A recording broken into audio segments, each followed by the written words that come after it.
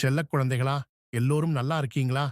இன்னைக்கு நாம ஒரு அழகான குருவிய பத்தி கதை கேட்கப் போறோம்.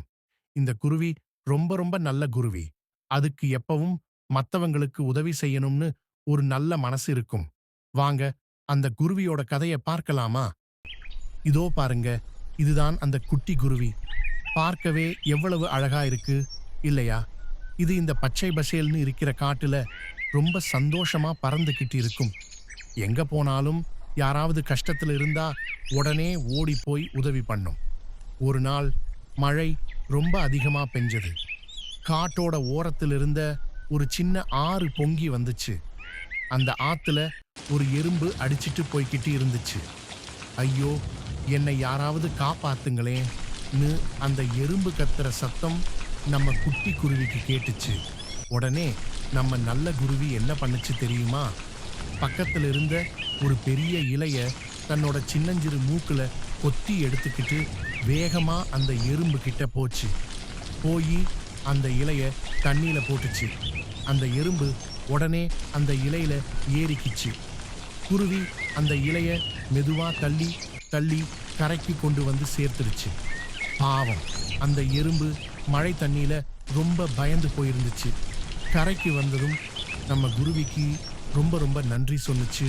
இன்னொரு நாள் நம்ம குருவி மரக்கிளையில உட்கார்ந்துக்கிட்டு இருந்துச்சு. அப்போ கீழே ஒரு சின்ன புழு ரொம்ப பசியால வாடிட்டு இருந்துச்சு. அதுக்கு பக்கத்துல சாப்பிடுறதுக்கு எந்த இலையும் இல்லை. நம்ம கருணை உள்ள குருவி உடனே பறந்து போய் ஒரு சின்ன பழத்தை கொத்திட்டு வந்து அந்த புழுவுக்கு கொடுத்துச்சு. அந்த புழுவும் சந்தோஷமா அந்த பழத்தை சாப்பிட்டு தன்னோட பசிய போக்கிக்கிச்சு. அதுவும் நம்ம குருவிக்கு நிறைய நன்றி சொன்னுச்சு. அதுக்கப்புறம் ஒரு அழகான பட்டாம்பூச்சி பறக்க முடியாம ரொம்ப கஷ்டப்பட்டுக்கிட்டு இருந்துச்சு. அதால பூக்கள்ல போய் தேன் குடிக்க முடியல. நம்ம குருவி அதை பார்த்து பரிதாபப்பட்டுச்சு. நம்ம நல்ல மனசுக்கார குருவி ஒரு பூவுல போய் கொஞ்சம் தேனை தன்னோட மூக்குல எடுத்துக்கிட்டு வந்து அந்த பட்டாம்பூச்சிக்கு கொடுத்துச்சு. அந்த பட்டாம்பூச்சி உடனே ரொம்ப சந்தோஷமா அந்த தேனை குடிச்சுது. அதுவும் நம்ம குருவிக்கு தன்னோட அழகான ரெக்கைகளை அசைச்சு நன்றி சொன்னுச்சு.